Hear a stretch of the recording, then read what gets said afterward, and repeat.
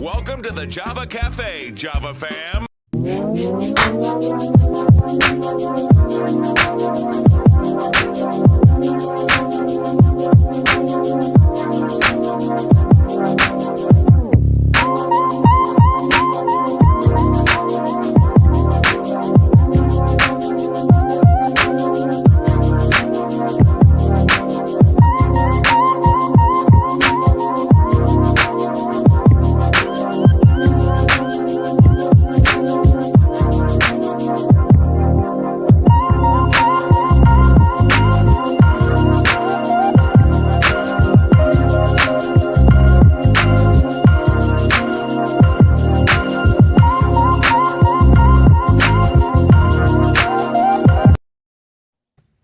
Good morning, everyone. My name is James Jimmy Hills, and I'm the host here of Java with Jimmy. For those of you that are part of the Java fam, I am formally introducing myself because we are here with our guests immediately.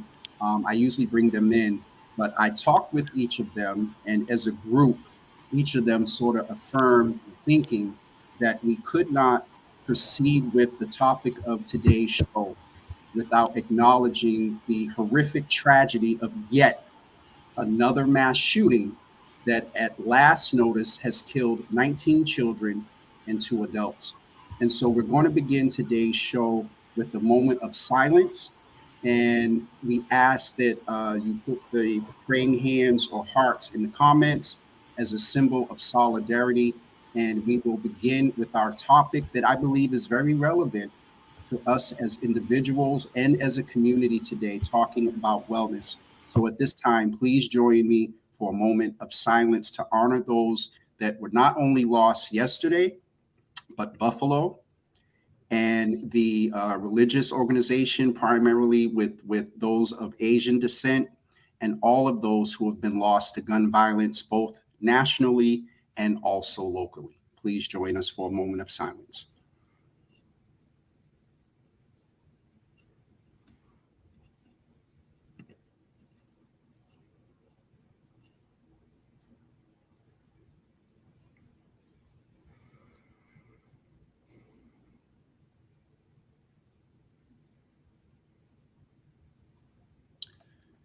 Thank you all so much. As I was introducing the moment of silence, I talked about wellness and I talked about the topic that we're talking about today. And for me, those of you that follow me and know and saw me on vacation last year, I have an affinity for water. Water is a place that I find peace. I often go and view the sunrise over on Carson Beach. I used to work at IHP, which is right there in the Navy Yard. I have snuck out to East Boston in that little pier area where all the wonderful restaurants are by Maverick Station. And so in the context of what we just named, that is very real, we want to be very intentional today about sharing with you one about the Boston Waterfront Coalition, as well as the Wellness Week that is coming up beginning on June 12th. And so, Anthony, I'm going to ask you, as someone that is part of the coalition, but also understands when I text you this morning, you were like, well, if you weren't going to mention it, I was going to. We talked about the correlation of wellness and the waterfront and self-care, and then access and equity and things like that. And so, sir, if you could really talk, just mention a little bit about the coalition, and in that, name the benefits around, what we talked about a couple of seconds ago. Absolutely. Thanks, James, just for taking up the space, really just to uplift the tragedy that happened last night. Just to talk a little bit about the coalition.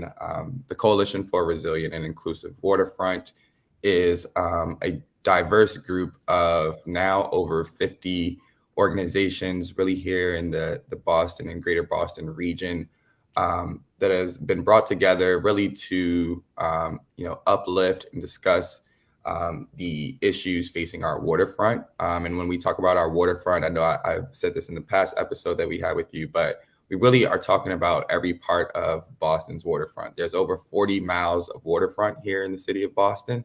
And so when we talk about the waterfront and talk about making it inclusive and talk about the issues facing the waterfront, we're not just talking about the downtown harbor.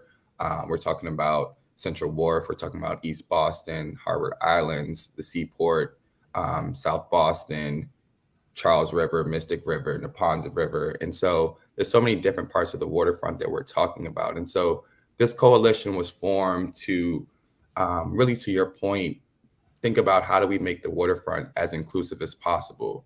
When we talk about the 50 organizations that are featured in the coalition, we have 3 of our great partners here on the call, and they'll all talk about the work that they're doing both on the waterfront and for Waterfront Wellness Week. But the organization that we do have in the coalition, we brought together organizations that are traditionally focused on waterfront or based on the waterfront, as well as organizations that are not necessarily focused on waterfront issues, but have ties to the community, have ties to Greater Boston, have ties to grassroots, and touch every single community in the city of Boston. And that's really what, when we talk about the coalition being resilient and inclusive, is that we're not just talking about and just working with groups that are focused on the waterfront.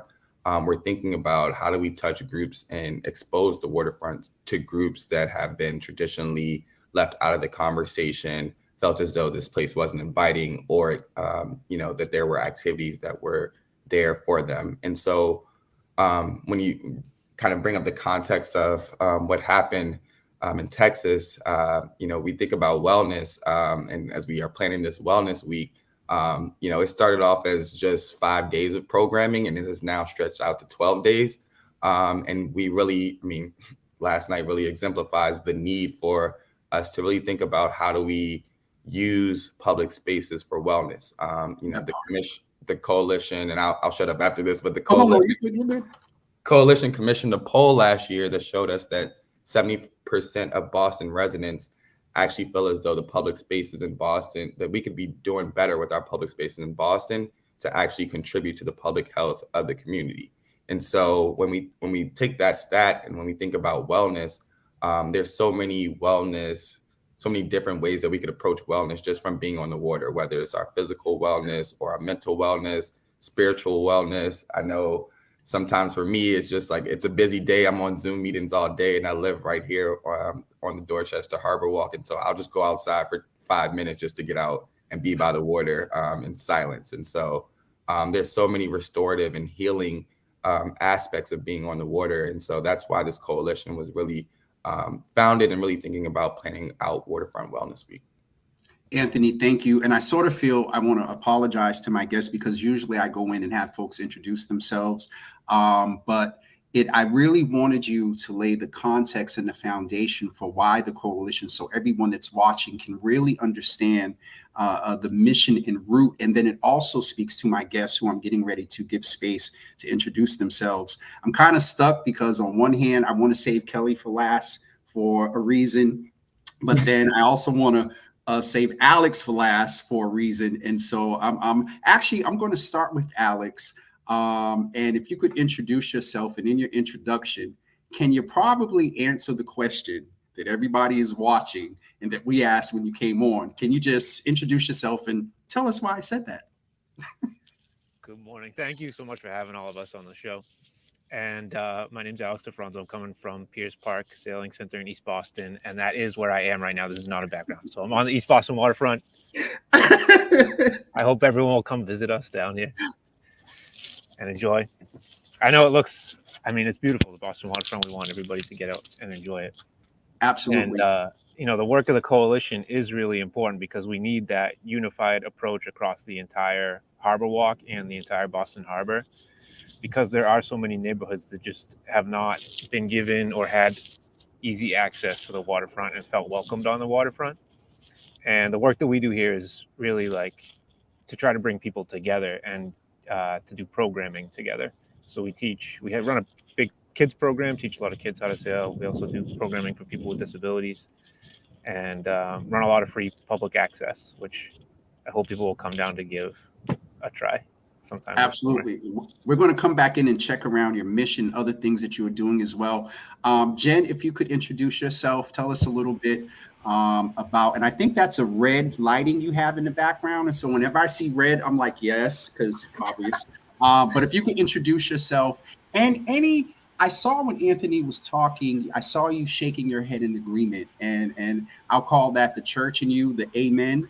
Yep. Introduce yourself, and then any context that you want to give to why you were displaying so much agreement with what Anthony was saying earlier. But welcome. Yeah. Thank you so much, Jimmy. I really appreciate you creating space for this conversation today and for everyone here. My name is Jen Meekum. My pronouns are they, them.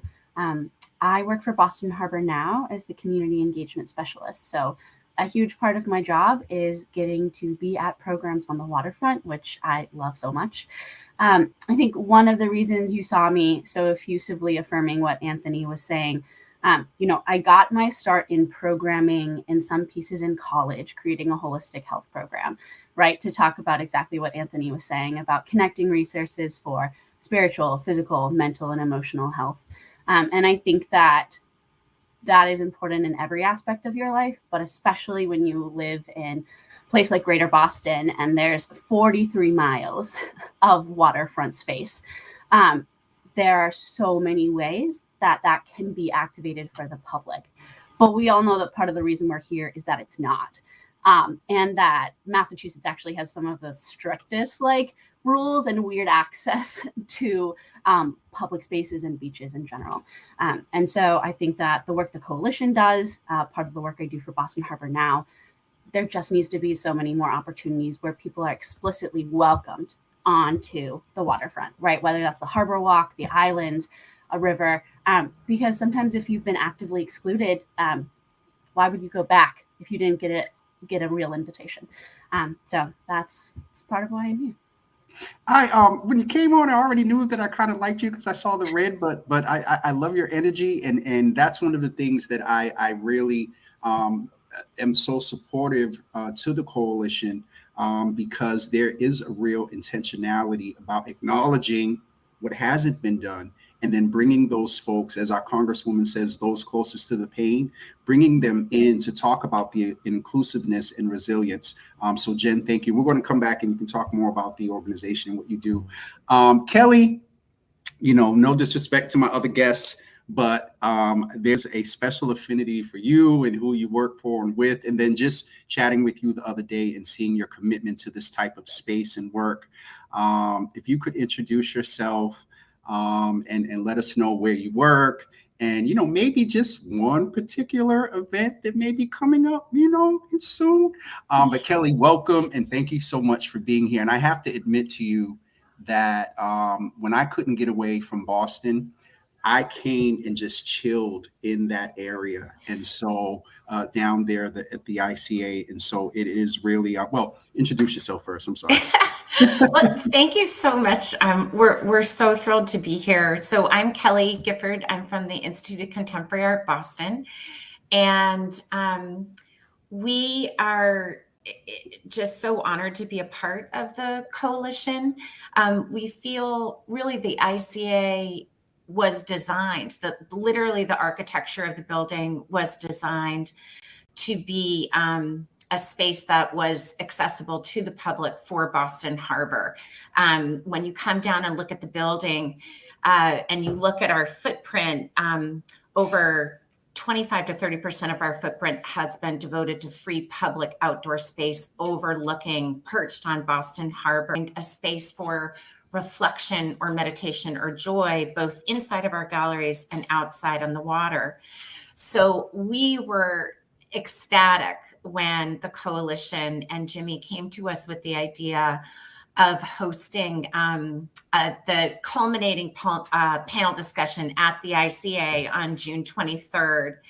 And really, I feel like what the coalition and what you, Jimmy, are doing is really an amplification of some of our core values at the ICA, and being able to have this panel discussion outdoor on the waterfront overlooking Boston Harbor, looking at the boats from Piers Park sailing and people jogging and enjoying the waterfront, and having that as that final event, it is really thrilling for us. We're so excited to be able to host that. And I am happy about it too. I'm sitting here trying not to smile too hard and turn as red as the graphics there.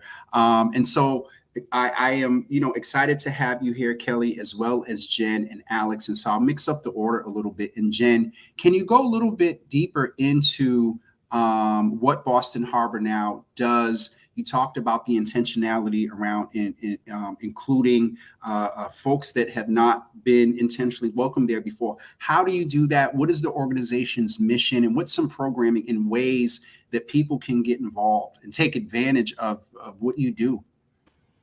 Yeah, thanks so much.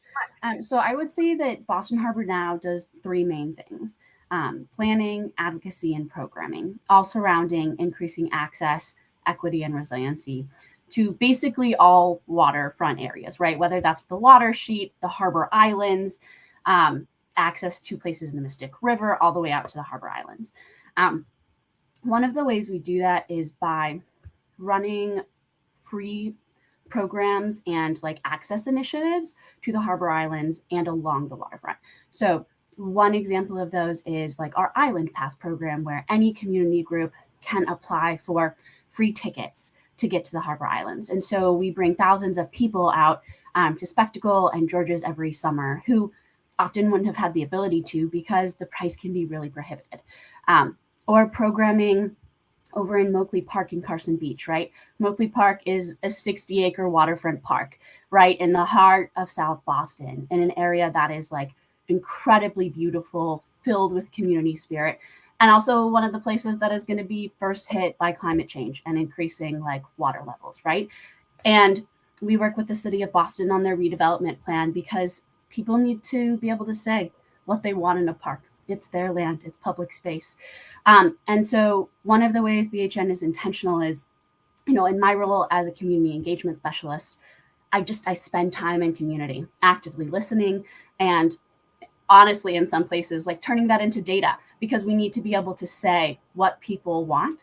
And so BHN does that in a bunch of different ways. We work with the coalition. We were super happy to get to be an early member in like cruise creation last year. It was so important to us that there was a way to help get more information to people about the folks who could become their elected officials, right? It's really important that people have access to information, right? Just like we want people to have access to the water, they need to be able to understand. So the coalition's work last year, especially, Anthony already mentioned the survey, but even like the waterfront debate with mayoral candidates, all of those things were ways that BHN was so happy to get to collaborate and be part of the coalition because we believe that waterfront issues are everyone's issues because they are climate issues, they're social justice issues, right? Like this is not an isolated, like, let's go skiing on a water sort of vibe.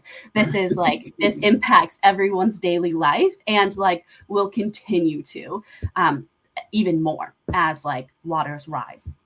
If I could chime in, and I'm going to ask Kelly to be ready to talk about, because I'm aware of other things that the ICA does. But Anthony, these aren't, and I don't mean to say this in a manner that folks new to the waterfront or embracing, what the waterfront brings, but these aren't folks that are new, quote unquote, to the game around working in this space around being inclusive and diverse and resilient. But there is proven history around, particularly the waterfront. I'm learning so much of 40 miles and the whole, I didn't know it included the Mystic River piece and all of that. And so, Anthony, that intentionality that comes really from a majority of the partners, correct? Absolutely. I would say like the partners that you see here, as you said, like they've been doing this work and thinking about how do we make the waterfront more inclusive. And then I think, with the coalition, where we are uniquely positioned is that, we're bringing in some of the organizations to your point, that have traditionally kind of been left out of that conversation, marrying them with the organizations that have been focused on the waterfront. And then kind of ideally, as we move into the future, we bring in this inclusivity to the waterfront and have the programming that, feels as though it's accessible. And also, as we move into the years of the coalition, we want to talk about transportation. We want to talk about other aspects in terms of why is there a lack of diversity and inclusion on the waterfront? right now we're talking about public health this year, but in the future, we want to talk about some of the other aspects that are barriers, because, the folks that are doing this work, and there's a bunch of resources that are also available that we're hoping that throughout Waterfront Wellness Week and just as the coalition that we are also, we're taking the resources that some of the organizations featured here have, and exposing them to folks who traditionally may not be exposed to those resources. So again, I wanted to name that intentionality, and you kind of beat me to the punch because I named the experts and those that have history with this. And I was going to get to the point of you're also being intentional about folks that have not particularly moved in this space, not only around access, but joining these expertise with those that have done advocacy in other spaces. So Anthony, thank you. Alex, I thank you for your patience. We're going to allow you to I'm going to put you full screen. So when you're talking, we can just enjoy your background. Kelly, I'm familiar with what the ICA does. I call it the world renowned, and it is all of that when it comes to the reputation. But go a little bit deeper, as you were saying before, around the intentionality and some of the programming you guys offer, your mission, because it's not just this foreign place. When we hear like institutes and, with other, museums and things, sometimes it may, put people a little, maybe be taken aback a bit. But talk about what the ICA is doing and offers, and go a little bit deeper into your mission. Sure, thank you. I want to pick up something just that Anthony just said too. And when you think about the waterfront and 43 miles and access to that area, I do think, like, quite frankly, some of the barriers have been, especially in the seaport, really the privatization and the development around that area, and really the kind of the message that has been going out about that area is like, who is that really for? And I think that what we're trying to do, and all my colleagues down in the seaport are trying to do, is kind of break down like the marketing image that the seaport created, and really let people understand that the seaport is for them. Like it is for the neighborhoods of Boston, and it is not just like a billboard ad for luxury condos. So that's like my little aside for that. And I think that what we try to do is create different entry and access points, one of which is the live podcast on June 23rd with Java with Jimmy. Another one could be Playdates, which is a free opportunity for adults with children to come down and experience the museum and experience hands-on art activities with local artists. It could be a free music program on Thursday nights with Harbor Walk Sounds, which is also local musicians. So what we're really trying to do is bring together something you know and love, which is enjoying the outdoors with your friends, and then something that you may not be as familiar with, such as contemporary art. And contemporary art takes all different shapes and forms. It's dance, it's spoken word, it's music.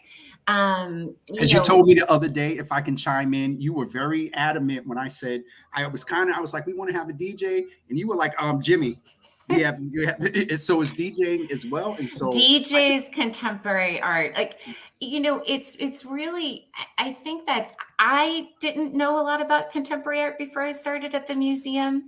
And I think that the way that I think about it is, the ICA is a platform for really, like, for creative people and for people who enjoy creativity to come together and, have a dialogue and experience with the issues of our time, whether that's the issues that the coalition is talking about and Java with Jimmy is going to talk about on the 23rd, to, how to experience the world we live in and make sense of it.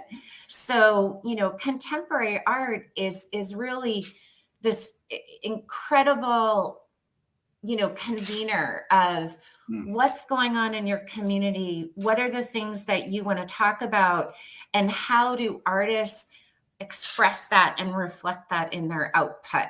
So although it can feel like, that very scholarly definition of contemporary art, I think that, you know, what we're trying to do is break down that notion, and really contemporary art is just the contemporary culture, the space that you're living in. And we're trying to create, to meet people where they are. So they're entering the museum, you know, with what they want to experience in the world.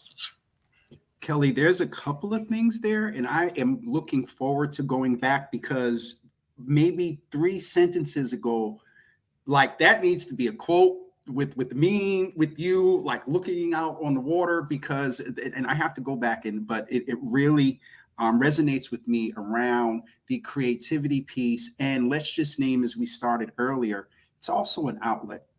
It's also an outlet for folks to express themselves in much more healthier manners. Kelly, thank you. Alex, thank you so much for your patience. And if it's convenient, you know, if you want to show off while you're talking, but tell us about, you know, when I was thinking about introducing you, the first song that came to my head was Sailing Takes Me Away. I forgot who that was by, but talk to us about Pier Sailing and your programming and your mission, and why being a part of the coalition is so important to you. And then, I know it's a lot there, but talk about, you know, the opportunities to get away and actually learn how to sail. Definitely. I'm pretty sure it was Styx that sang that song. I think, so going off of what Kelly was saying a little bit, a thing that I mean, museums, a lot of time you think of like kind of staid and can be stiff, and I see it as like the anti that. It's such a welcoming place where just like anybody can go and feel like they can sit on the harbor walk, enjoy that beautiful spot. And a big part of that is all the programming that they do there too. Like, it's about intergenerational, connecting people to each other and giving them a place to come and be with other people for a programmed purpose and reason. And that's a lot of what we try to do here too, is just run things all 6 warm months of the year that we get in Boston, May through October. We're trying to fill the waterfront with kids from our neighborhoods in the city of Boston, so that they feel like this is their place, because it is. You know, the state, the city invested billions of dollars to clean up this harbor, and it's a public resource for all of us to enjoy. And the fact that so much of the Boston waterfront has been privatized and really, in a lot of ways, has only felt accessible to really wealthy people is unfortunate, because that's not the point, right? We spend all this money so that all of the city can come and enjoy this space. So if you are here in East Boston, I'll take you around a little bit. You got to come visit us. Pierce Park. Let me give you full screen so they can really take advantage. If you've not been to Pierce Park before, please come and enjoy this beautiful waterfront park, which is about to get even better. Where I'm sitting back here is behind our sailing center. And this pier you can see behind me is also going to be turned into a park by the trustees of reservations. And, you know, we're really lucky that we get this resource, because it could have been more condos and more private development, but it's not. It's an open public space, and it's accessible. You can get here on the T, get off the Maverick Station. It's a 3-minute walk, and we run programming all throughout the year. But if you want to get on the water and go kayaking or go sailing, come down here May through October. And being part of the coalition has really helped us open up the message to a lot of other parts of the city and given us new partners to work with. So we're based in East Boston. A lot of kids that we work with live in East Boston. But we partnered now with the ICA, with Boston Harbor Now, and also with other members of the coalition, like the American City Coalition. We've got to do programming other places in the city too. We've done a lot of kayaking on Carson Beach. We've run kayaking programs, Dia de Kayak and Black Joy Day in the 4 Point Channel. That makes, you know, it's easier to get there from the Red Line, from the Silver Line. And there's so much of the harbor, you can just walk right to it, get to it by T. And we have to have stuff there that people can, you know, enjoy and actually get out. And it's not just for people that own a boat or people that can charter a yacht or whatever else. You know, this is for all of us. So the coalition is really doing an incredible job helping amplify that message and get all these program partners out there across the city. Alex, thank you for helping us with that too, you know. Oh, it's my pleasure. And I mean, I when I heard about the coalition and the opportunity I was excited. And then the opportunity to have the conversation at the ICA and bring where and we're going to go more into detail later, but that closing event, there is a lot of intentionality around the whole week, not just the week, but the work of the coalition. And speaking of that, let me just, for those of you that may get ready, because I know some of you have to get to work, we just wanted to remind you, one of the main reasons why we're here, and Anthony's going to talk about it. Anthony, I'll put the graphic up, and if you just want to start introducing the Wellness Week, and then after that, I'm going to open it up and let the four of you close out. We're just about at our time. And I am anticipating this open sort of closing conversation around Wellness Week and any other thing you want to share. But let's make sure folks can take a screenshot of this graphic right here. Wellness Week starts on June 12th. Go ahead, Anthony. Yeah, so as you said, the coalition is going to be hosting our first Waterfront Wellness Week. And what this looks like is, as I said earlier, started off as a week, but is now extended to 12 days of programming that is, based on the waterfront and or hosted by some of our partner organizations who are doing work on the waterfront. And then also, as we said before, we're throughout the week, we will also be including some events that are not traditionally on the waterfront, but that are hosted in community, and that we would want to invite our partners to attend these events, to have a presence at these events, and then also, whether they have opportunities to table at some of these events, to, expose their resources to, we're going to be set up at the Juneteenth for Joy event in Hyde Park. And so while, that piece of Hyde Park is not necessarily on the waterfront, we'll have tabling opportunities for some of our partners. And so, we're really going to use this as an opportunity to work with our partners, to work with the city of Boston. As you all may have seen in our press release that went out last week, the city has been a partner as well and has been helping us with building out this week. And so just really want to make this an opportunity for programming over the 12 days that brings people to the waterfront or exposes them to resources that are available on the waterfront. It'll be free, it'll be accessible, and that hold on. Did you say free 99? Free 99. There will not be one event that is hosted during Waterfront Wellness Week that costs, residents of the city of Boston anything. And so we'll just continue to roll out additional events. I know we touched on a few that some of our partners here are hosting during the week, but it's over 40 events now that we're at during Waterfront Wellness Week over those 12 days. Did you hear Anthony's voice? Did you hear Anthony's voice go up when he said the 40? Yeah. When we started this, I wouldn't have thought, 2 months ago that we would be there. So I'm excited. I'm a little nervous. I'm a little, I'm excited though. Overall, I think again, back to the focus of the coalition, it's just going to be a great opportunity to uplift some of our cultural kind of standing organizations that have been there, but then also some of our newer organizations in the city and just bring them all together for, a very important topic, getting people to the water, and then also wellness and how do we use our public spaces, as Alex said, as a resource to everyone in the city. I want to open it up for the last couple of minutes and let you guys, whatever you want to share with us, get ready to close.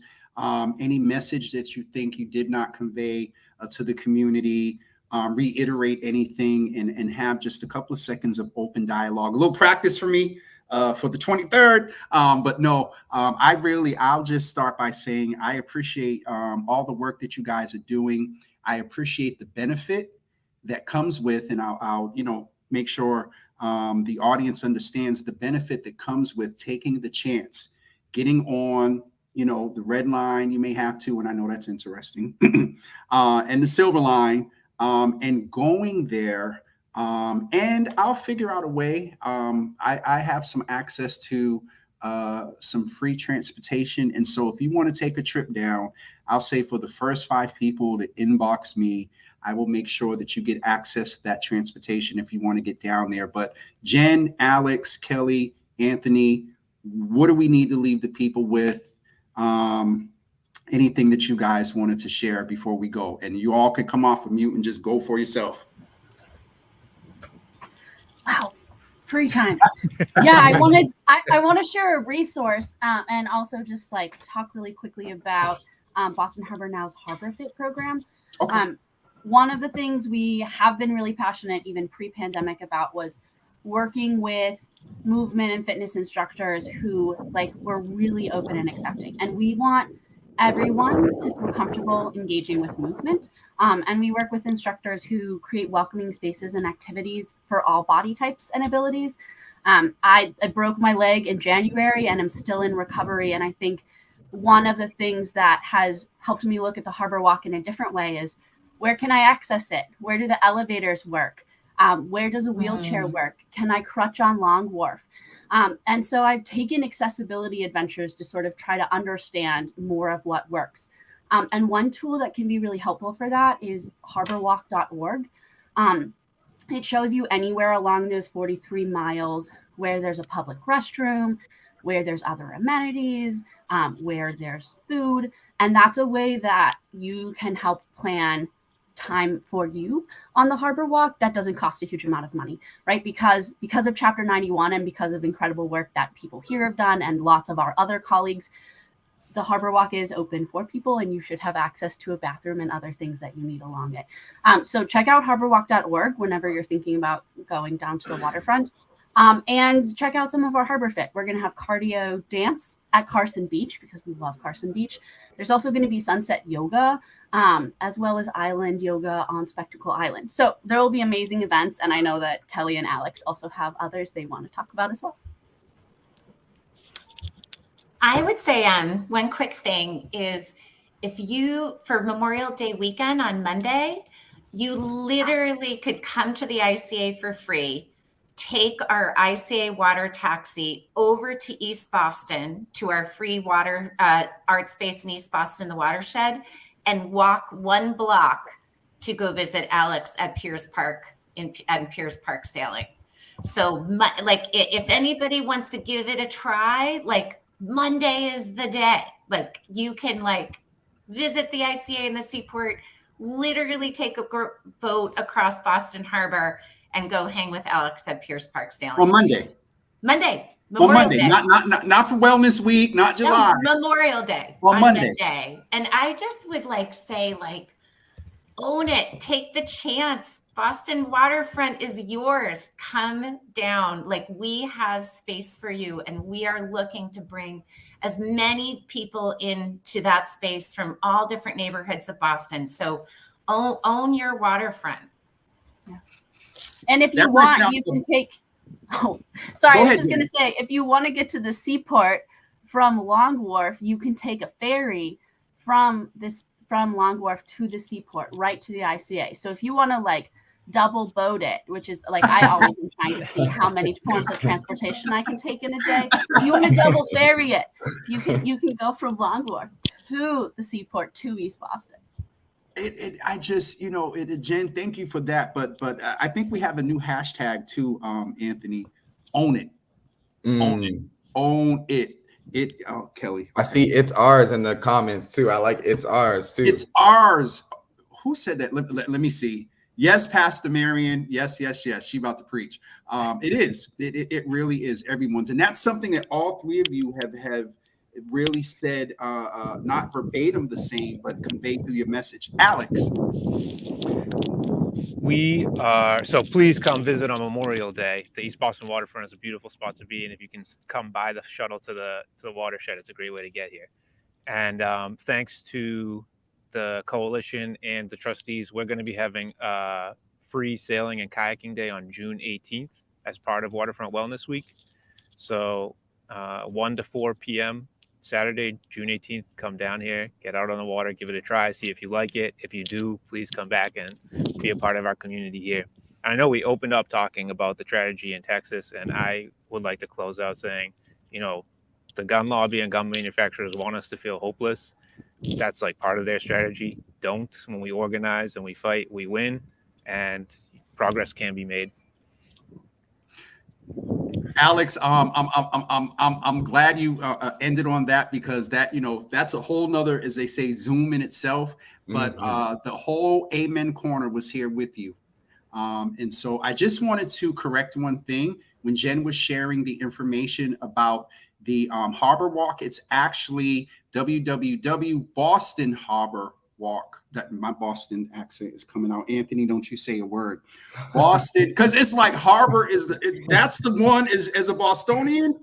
Boston Harbor Walk.org. You see, I had to concentrate. Anyway, Anthony's getting a good belly laugh off of that one. As y'all can tell, I give him a hard time about it.